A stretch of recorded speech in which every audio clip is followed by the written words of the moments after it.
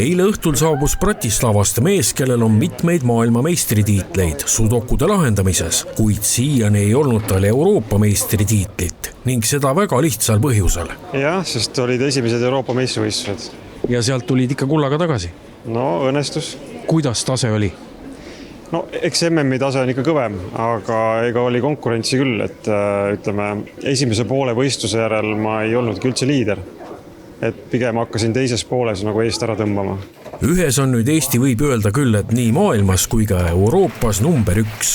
Väga hea, väga korralik kvaliteetne üritus, palju osavõtjaid, 27 riiki, 154 osavõtjat ehk et mastaabilt peaaegu sarnane MM-iga tegelikult, et lihtsalt mõned väga tugevad Aasiamaad ja USA olid puudu, aga põhimõtteliselt ikkagi väga kõrge kvaliteediga üritus.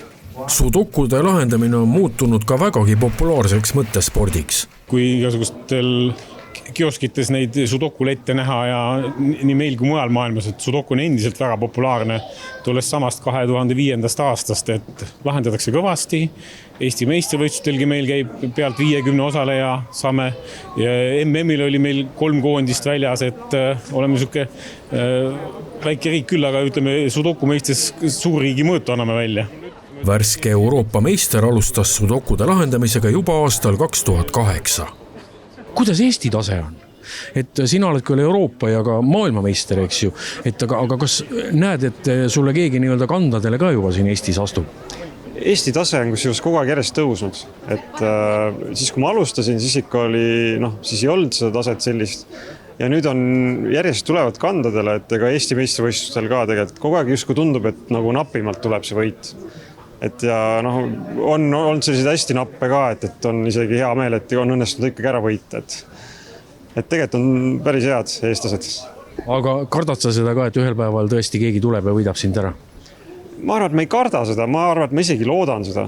Sest tegelikult oleks äge, kui oleks ka veel rohkem konkurentsi ja võib-olla ka MM-il oleks veel selliseid, kes suudaks ka sinna esikümnesse näiteks murda. Aga ma arvan, et neid tuleb. Ja naljaga pooleks võiks öelda, et ega need karikad enam kodus ära käima hoogu kuskil, eks? Jaa, ei, see ei ole üldse naljaga öeldud, see nii ongi tegelikult. Ma peangi hakkama mõtlema, mis sellega nüüd, kuhu teda siis panna või mida taga täpselt seal teha. Aga küll me lahendame selle ära.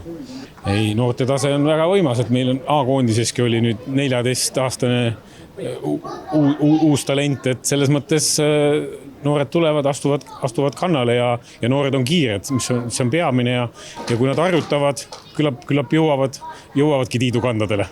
No kui üldarvestuses võtta, siis kuidas Eestil üldarvestuses Euroopa meistrivõistlustel läks?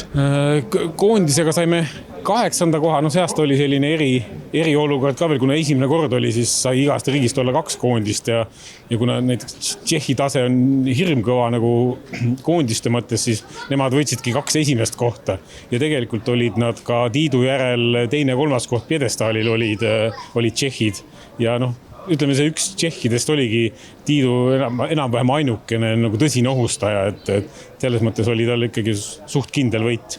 Millal nüüd maailmameistrivõistlused tulevad ja kas võib arvata, et Tiit läheb siis Eestit maailmameistrivõistlustele ka sellel aastal esindama? Kindlasti läheb ja maailmameistrivõistlused on siis nüüd oktoobrikuus Kolkatas ja hea oli sellel võistlusel ka see, et valitsev maailmameister Taidan Tan oli ka kohal, võistles mitteametlikult ja Tiit võitis ka teda, nii et selles mõttes on meil väga hea aasta ees ootamas.